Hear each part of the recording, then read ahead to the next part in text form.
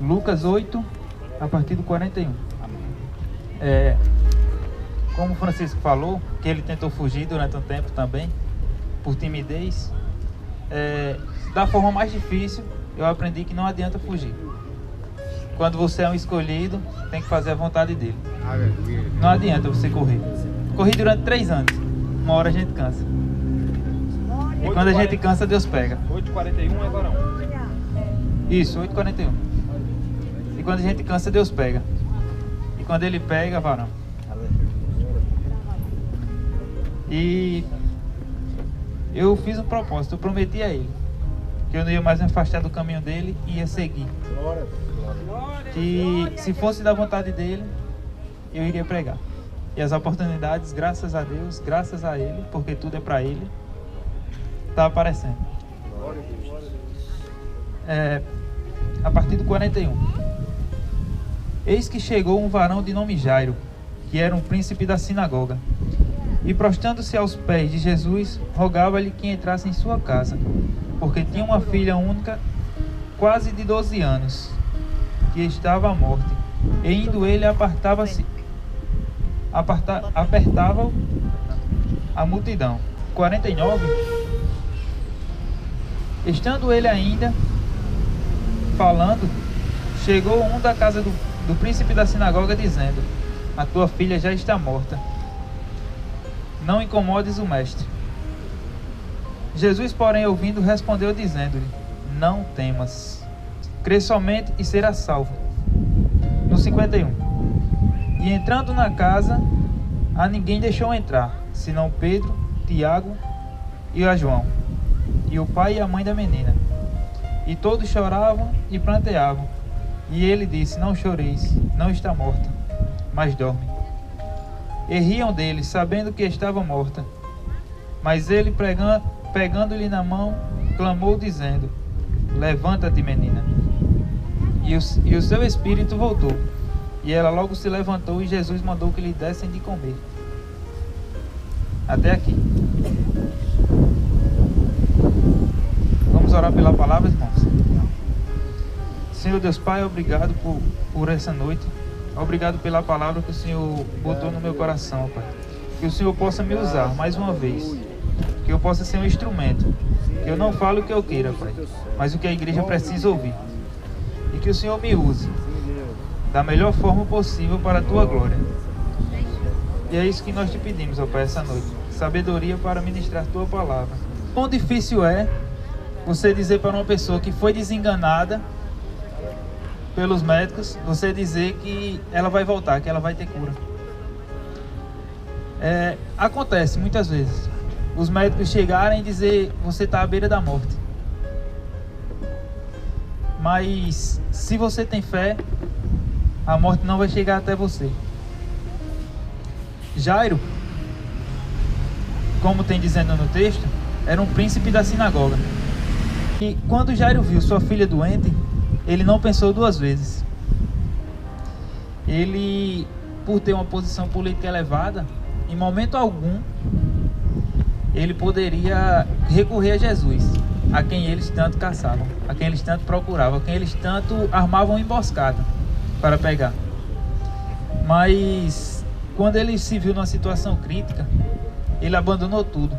Tudo ele largou. Ele não quis saber da política, a qual rangia naquele tempo, eles eram submissos a ela.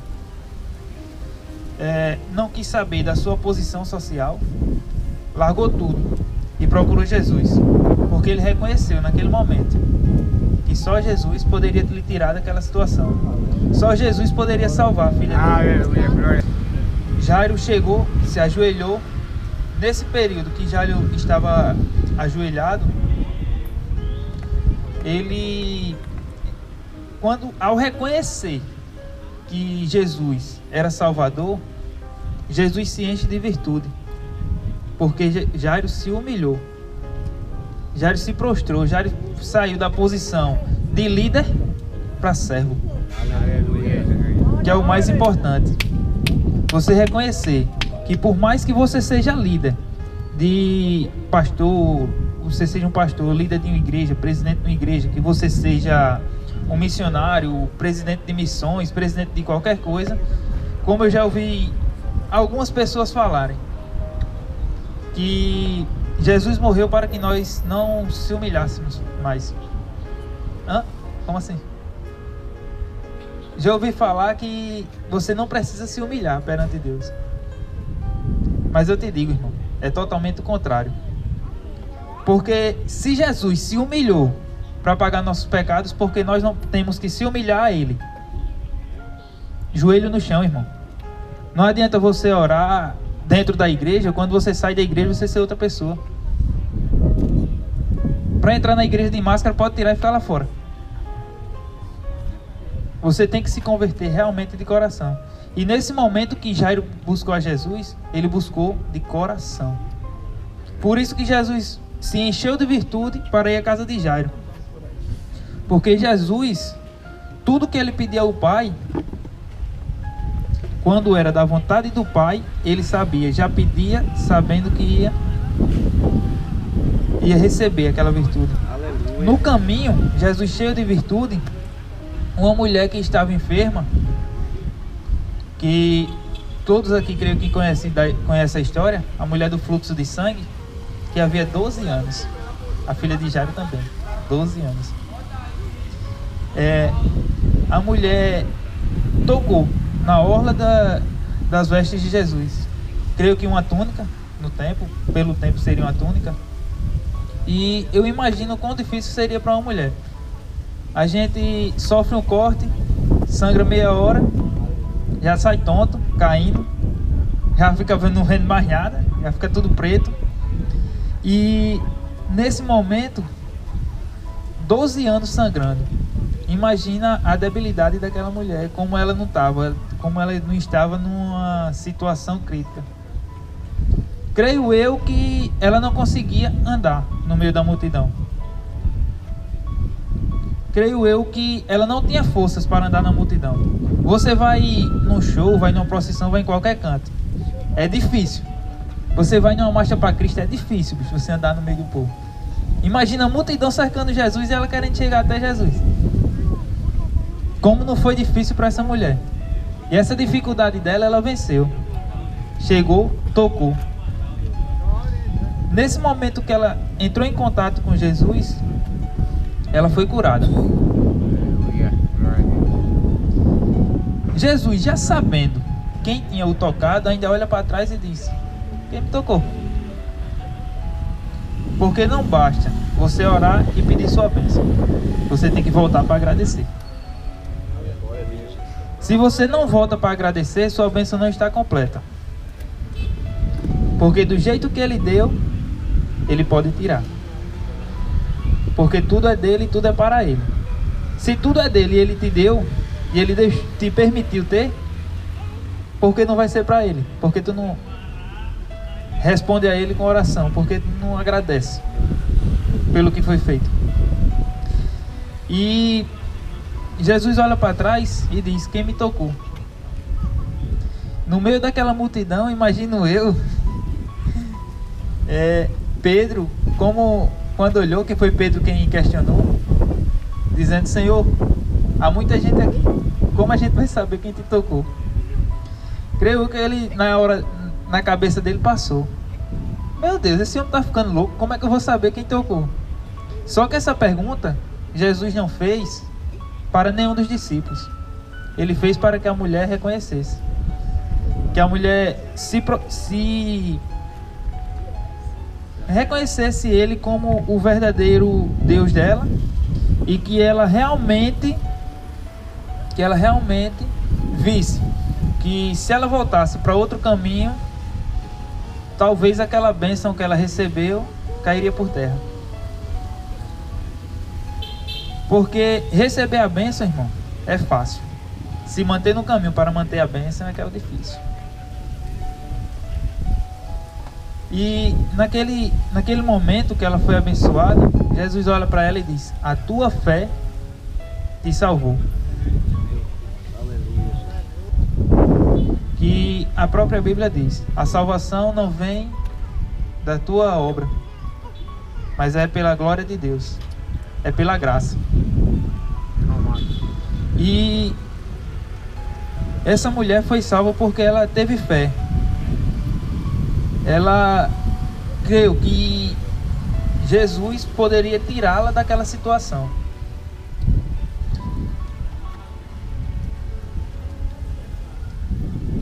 E podemos ver que enquanto ele ainda estava com essa mulher, depois que ele deu a bênção, afirmando que ela nunca mais iria sofrer daquela enfermidade,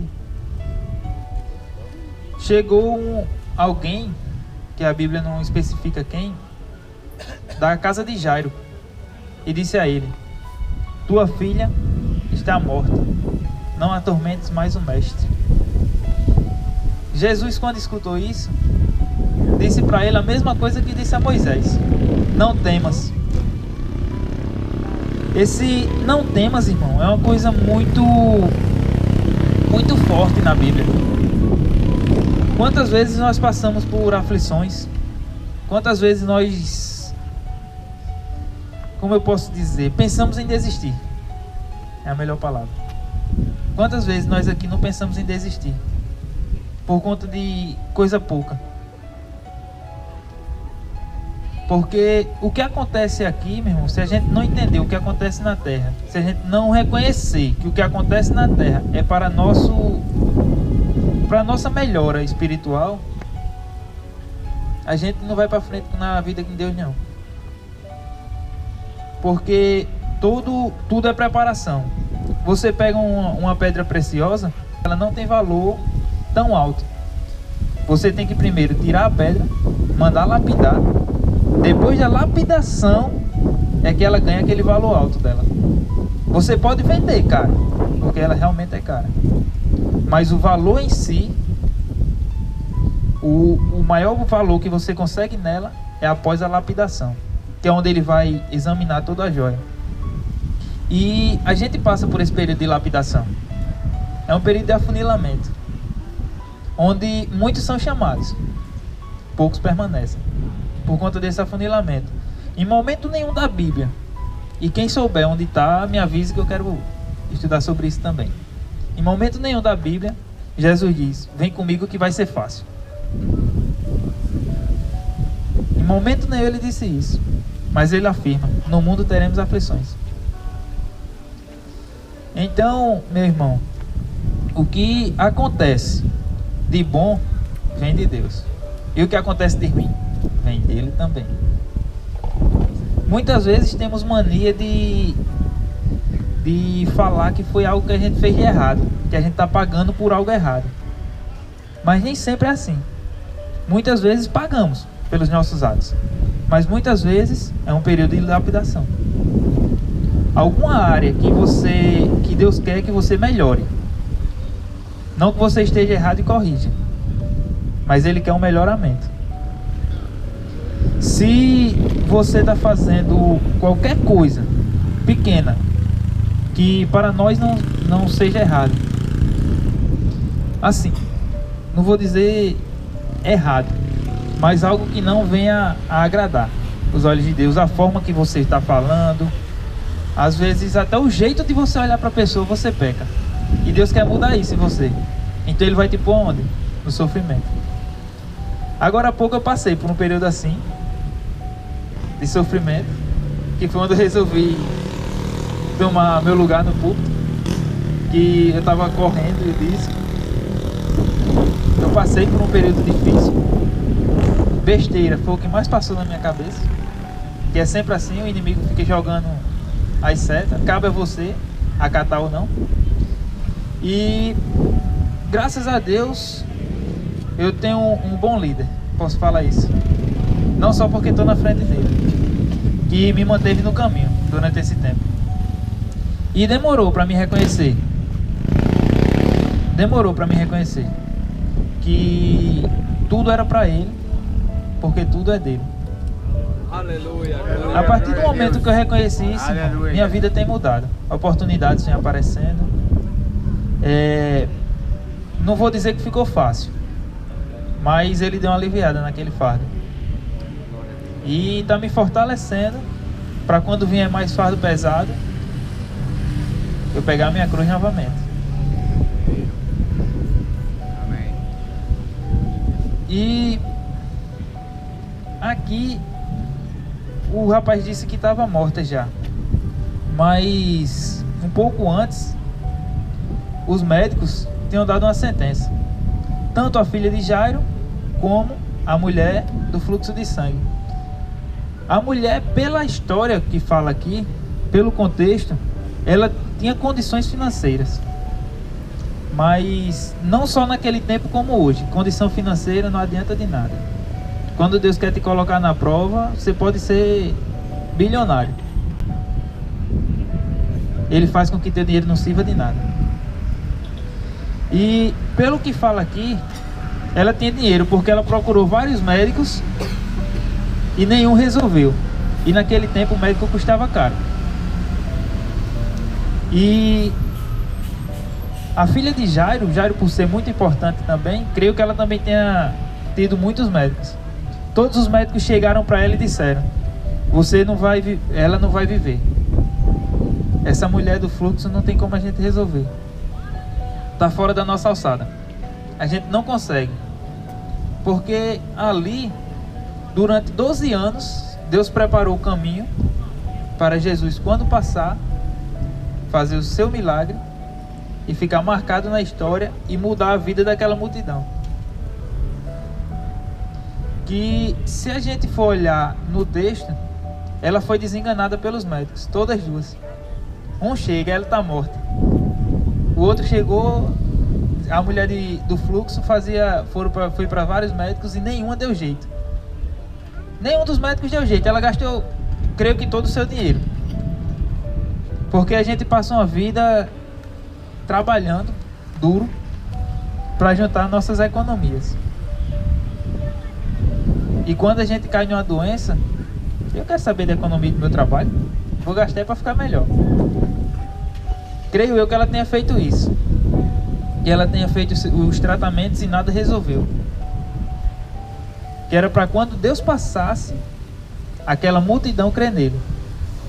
E quando ela tocou na borda, que orla significa borda, ela tocou só na borda das vestes dele e foi curada, coisa que médico nenhum conseguiu fazer. Aleluia. Porque ela tocou na borda. Imagina se ela tocasse nele, com a fé que ela tinha. Mas isso não aconteceu só porque ela tocou nele, porque ela se encheu de fé, porque ela passou pela prova, ela passou pelaquela multidão. Imagina quantos homens não tinha cercando Jesus naquele momento. E ela atravessou a multidão até chegar aí. Imagina quão difícil não foi para ela chegar até ele. E ela conseguiu. E por conta da persistência, por conta da fé dela, ela foi curada. E se a gente prestar atenção aqui no 50, quando Jesus disse: não temas, crer somente, ainda voltando à questão do não temas, ele fala na maior tranquilidade. Enquanto Jairo estava de cabeça quente, não sabia mais o que fazer, aí o cara chega e diz: tua filha está morta.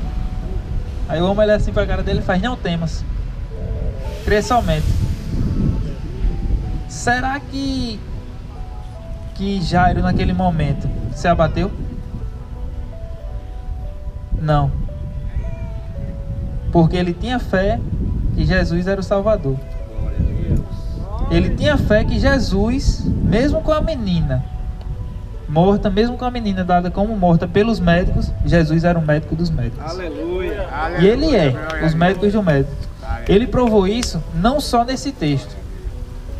Lázaro com 4 dias de mortos, 4 dias de morto, Lázaro. A pessoa com 2 dias, irmão, já está fedendo, já está tudo podre por dentro. Com 4 dias, creio ele que já estava no estado um pouco avançado, porque naquele tempo não tem o formal que a gente usa hoje para manter. E Jesus chegou e disse: Lázaro, vem para fora. Que é a mesma coisa que ele diz aqui: menina, levanta-te. Glória a Deus. Por que ele falou Lázaro? Porque ele falou menina antes de o levanta-te? Porque Jesus tem autoridade suficiente para dizer: levanta-te dessa cova e sai todos os mortos. Então ele tem que chamar pelo nome. Por isso ele chamou Lázaro pelo nome, porque ele queria que Lázaro se levantasse. Lázaro, levanta-te. Menina, levanta-te. Ele estava falando com um específico que estava lá. Porque se ele dissesse levanta-te, ia ser tanto do morto subindo. E aqui mais uma vez ele prova o poder de Deus. Ele prova que Deus estava com ele, porque ele era Deus. Quando entra na casa, um ponto também que me chamou bastante atenção foi que uma multidão seguia, mas dos que seguiam, só 3 entraram, que foram os 3 discípulos, Pedro, Tiago e João. Mesma coisa na vida da gente, irmão. Quando você vai fazer qualquer obra, quando você quer qualquer bênção, quando você quer que Deus haja, não precisa você ir com a multidão, não. Vá com quem você confia, porque ele sabia, ali ele sabia que na multidão muita gente torcia contra o milagre dele. Muita gente torcia para ele chegar lá e dizer: menina, levanta, e a menina não sair do canto. Mesmo assim é a vida da gente, irmão. A gente passa aqui, tá passando, eita, lá vai o irmão do Paraguai. Lá vai o irmão do Paraguai, torcendo que você tropece, torcendo que você caia na tentação. Porque o homem é mau, o homem é perverso. O homem bota olho até no que não tem para botar. Infelizmente é assim. Nós temos que ter cuidado com isso. Se você quer uma bênção, fecha a boca, tranca no teu quarto e fala somente uma vez. Aleluia, glória a Deus. Se eu não me engano, Mateus 6:6 fala sobre isso. Porque quando você fala com ele no segredo do seu quarto, você acaba sendo honrado. Porque, em verdade, irmão, eu posso te dizer, sabe aquele altar na tua igreja? Teu quarto ainda é mais santo. Porque é dentro do teu quarto, dentro da tua casa, que tu mostra quem tu é. Aleluia, glória a Deus. Não é na igreja que você mostra quem você é, não. Na igreja você mostra o que o pastor quer o que você quer que o pastor veja. Quando chega em casa, é que tua mulher vai dizer. Se tua mulher disser que tu tá desviado, irmão, se cuida. Se o da rua disser, não. Se o da rua disser, você vai levar em consideração, claro. Mas a partir do momento que sua mulher, que seus filhos não notam Deus em você, tem algo errado. É bom você se policiar. Porque dentro de casa a gente vê todas as atitudes. Dentro de casa é que a gente vê todas as atitudes de uma pessoa. Não é na igreja, não. Na igreja a gente só mostra o que quer. Porque quando a gente vai para a igreja, a gente passa pouco tempo com os irmãos. Dentro de casa a gente convive.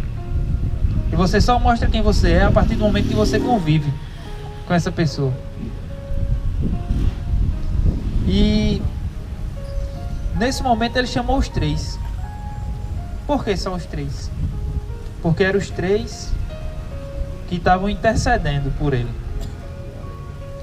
Creio eu que os 3 tinham ficado, enquanto Jesus pegava na mão da menina, estavam os 3 com as mãos levantadas, orando, intercedendo para que tudo desse certo. Ele não precisava dos 3 ali, mas ele chamou, que era para ter as 3 testemunhas, que é justamente nos 3 evangelhos que estão escritos, a cura da menina. Ele não precisava de ninguém intercedendo por ele, porque ele já tinha orado ao Pai e o Pai já tinha autorizado. E quando Deus autoriza, meu irmão, pode vir o que for, está autorizado. Não adianta você dizer não, que ele autorizou, mas eu vou mudar isso. Ele não autorizou, eu vou mudar. Muda não, irmão, tu só vai sofrer. E tu não vai encontrar Deus em canto nenhum. Porque tudo é do jeito que Ele quer, tudo é da forma que Ele quer e tudo é quando Ele quer. Aleluia. Tudo é dele, no tempo dele e para Ele. Glória a Deus.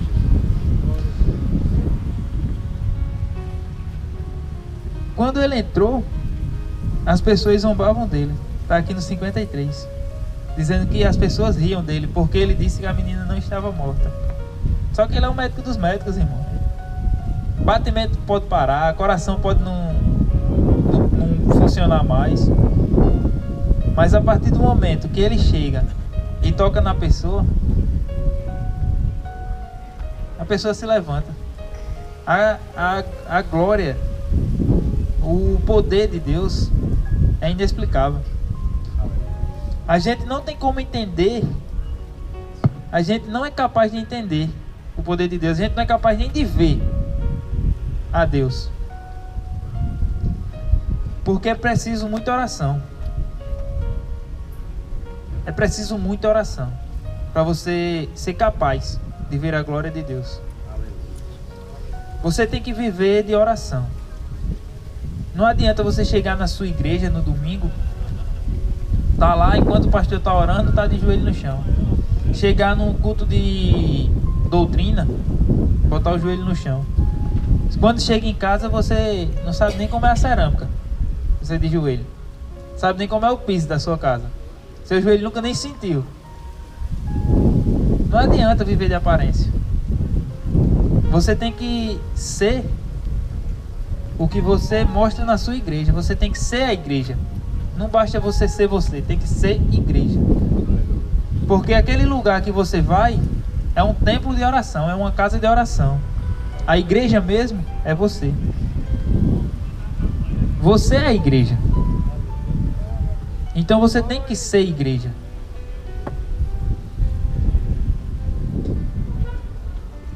E Jesus mais uma vez mostrou que mesmo você andando no caminho certo, vai ter quem te aponte. Você mesmo sendo do jeito que você é, vai ter alguém para te apontar. Você sendo perfeito na vontade dele, alguém ainda vai apontar algum defeito. Vai apontar para alguma coisa. Vai torcer que algo dê errado. Como as pessoas que zombaram dele quando ele entrou na casa, que disse que ela não estava morta, que ela só estava dormindo. Jesus sabia que ela realmente estava morta, mas por que ele disse? Ela não está morta. Porque naquele momento não era o momento de divulgar a toda aquela multidão aquele milagre. É tanto que no final do texto, no 56, diz que ele mandou que ninguém dissesse nada do que tinha acontecido ali dentro. Porque ele sabia que aquela multidão estava ali, não estava somente seguindo ele em adoração a ele, em oração a ele. Ele sabia que tinha muita gente ali infiltrado, tramando contra ele, como os fariseus que sempre acompanhavam ele de longe, para onde ele ia. Para onde ele ia, os fariseus ficavam observando de longe, o caçando. E o mais interessante, que quando Deus ordena, vou até fechar a Bíblia aqui que já está. Quando Deus ordena, não adianta. Quando a ordem vem de Deus, não adianta. Até os espíritos obedecem. Aleluia, glória a Deus. No 56, deixa eu abrir de novo. No 55, que foi onde ele ordenou. Quer dizer, 54 ele ordenou, no 55 o Espírito obedeceu. No 55 diz: e o seu Espírito voltou, e ela logo levantou. Porque Jesus, tudo no mundo é para Ele. Tudo é dele. Quando Ele manda, tudo obedece. Aleluia, glória a Deus. Antes que houvesse Glória qualquer a Jesus. coisa, já Deus já era Deus. Ele já mandava em tudo. E voltando ao período de preparação, que o Espírito me tocou agora, para você poder receber uma ordenança de Deus, você tem que passar pelo período de lapidação. Você tem que passar por esse período. E no livro de Gênesis, até mesmo no capítulo 1, assim que você abre a Bíblia, você vê logo. No início o mundo era só trevas. O mundo era trevas.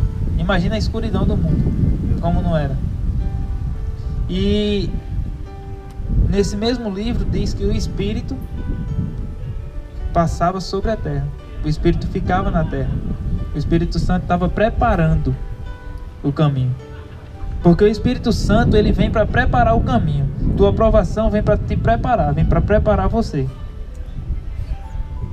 Se você está num caminho difícil, se você está passando por uma certa dificuldade, é uma preparação. Nada é sem propósito. Quando você confia sua vida em Deus, tudo que acontece é para a glória dele. A partir do momento que você confiou a Ele, sua vida é dele. E fala em Gênesis que no princípio havia trevas. O mundo só havia trevas. E que o Espírito preparava a terra. Porque o Espírito preparou a terra para o haja. Quando Deus dizia que haja o verde, que haja as flores, que haja as plantas, ia lá e as plantas nasciam e cresciam. Quando Jesus dizia o haja, tudo acontecia. A mesma coisa na vida da gente. Ele prepara a gente, que é para quando ele olhar para você e dizer que seja dada a bênção, você saiba de onde sua bênção veio. Aleluia. Você saiba de onde ele lhe tirou. Você tem que olhar para trás e dizer: meu irmão andava nisso, eu andava ali. Não ter vergonha. Aleluia. Ter vergonha do que você fez não vai apagar o que você fez, não. Você tem que lembrar que você fez e que você saiu por conta da honra e glória dele. Foi para a honra e glória dele que você saiu. Pela graça dele, ele lhe tirou de lá. Você não tem que esquecer. Você não tem que querer voltar. Você tem que lembrar e repudiar aquilo que aconteceu. Porque a partir do momento que você lembra com o intuito de fazer novamente, você não está com Deus. Você nunca foi com Deus. Você nunca teve um encontro com Ele. Para falar a verdade. Porque quando Deus chega, tem mudança verdadeira. Glória a Deus. Se você chega no lugar, e as pessoas não mudam o jeito de falar, é porque elas não estão vendo Deus. Você pode prestar atenção, quando você chega com bem vestido, com a Bíblia embaixo do braço, com coisa que o povo olha para você e diz: mesmo esse cabo é pastor. Já muda o jeito de falar, você pode prestar atenção nisso. Porque eles veem a presença de Jesus ali. Então, irmão, a gente tem que mostrar para o mundo quem a gente é. Não tem que se esconder não, não tem que ter vergonha não. Se você é cristão, você tem que mostrar que você é cristão. Não basta ser crente. Não basta você ser crente. Crente até o diabo é. Porque crente é aquele que crê. Você tem que ser cristão. Cristãos são aquelas pessoas que se parecem com Cristo. Você tem que se parecer com Ele. Não apenas crer que Ele existe. De que adianta eu crer que Jesus existe, mas não faço nada que está no caminho dele. Não faço nada do que Ele me ordenou. Mas eu sei que Ele existe. Vou para o inferno. Simples assim. Mas a partir do momento que eu digo, eu vou seguir a Cristo, vou dar o meu máximo para ser igual a Ele. Eu vou tentar o que eu posso para me parecer com Ele. Aí sim, Ele vai inclinar os olhos para você. E a partir desse momento Ele vai te honrar. Porque você está buscando a Ele. Aleluia. Nós, infelizmente, herdamos o pecado. Então nós não somos salvos pelas nossas obras, mas pela graça. Então nós temos que buscar. Nós temos que buscar a face de Deus. Nós temos que buscar o máximo, tentar o máximo ser parecido com Jesus, que é para honrar esse compromisso dele conosco. Porque Jesus não é homem para mentir, também não é homem para que quebre suas promessas. Se ele prometeu, ele vai cumprir. Se ele prometeu que vinha buscar a igreja dele vai subir. Glória a Deus. Mas a igreja não é o templo. Não é porque você está dentro daquele templo que você vai ser salvo. Você tem que ser igreja. A igreja está em você e não no templo. Quando ele diz que vem buscar a noiva, vem buscar a igreja, ele diz que está vindo. Irmão, eu venho te buscar. Filho, eu estou indo aí para te buscar. E a hora está chegando, irmão.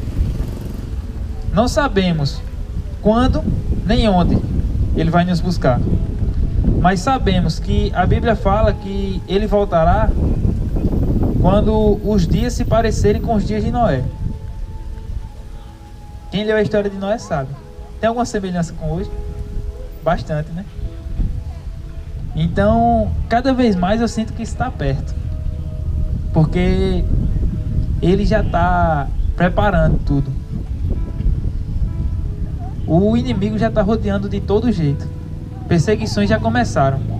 Em alguns locais do mundo é proibido você pregar. Houve um projeto em São Paulo, se eu não me engano. Nasceu em São Paulo esse projeto. Não cabe dizer o nome dos políticos aqui, porque o povo vai pensar que eu estou fazendo política. Mas nasceu em São Paulo esse projeto de fechar as igrejas menores. Fica só as igrejas centrais, tanto evangélicas como católicas. Igreja católica, para quem nunca participou de igreja católica, eu fui católico, eu sei que ela tem uma matriz, que a gente chama de paróquia, e tem as comunidades. Ou seja, as comunidades iriam fechar e ia ficar a matriz. A primeira igreja batista, ela tem várias congregações espalhadas. Ia ficar a primeira igreja batista e ia acabar as congregações. A igreja de muitos pastores iria se acabar. Ia ficar os grandes centros. Começo da perseguição. Por que ficar os grandes centros? É mais fácil eu controlar 10 igrejas, 10 igrejas centrais numa cidade, do que controlar 100 igrejas pequenas. Então tudo isso é o começo da perseguição, irmão. A gente não tem mais tempo para brincar de ser crente, não. A gente não tem tempo para brincar de dizer eu sou crente. A gente tem que realmente vestir a camisa e ser cristão. A gente tem que buscar a Cristo e fazer as obras dele. Glória a Deus. Talvez amanhã seja tarde. Quem sabe o arrebatamento não aconteça hoje. Quem sabe? Porque o tempo se aproxima. Por se multiplicar a iniquidade, o amor de muitos se esfriará. É o que a gente mais vê. Filho matando pai, pai matando filho. Casais se separando. Por coisa pouca. Um mata o outro. Por besteira, uma pessoa vai lá e tira a vida do outro. Então, irmão, já está próximo o tempo. E para encerrar aqui, eu gostaria de fazer um apelo. Aquelas pessoas que não vivem uma vida com Jesus ainda, que não tem igreja, que não frequenta, ou até mesmo que frequenta, mas por algum motivo está afastado da palavra. Que essa pessoa possa se levantar e vir aqui à frente, que a gente vai orar pela sua vida. E eu gostaria de convidar o pastor Cristiano, o pastor Júlio e o pastor Fernandes para orar sobre a vida desse rapaz. Amém?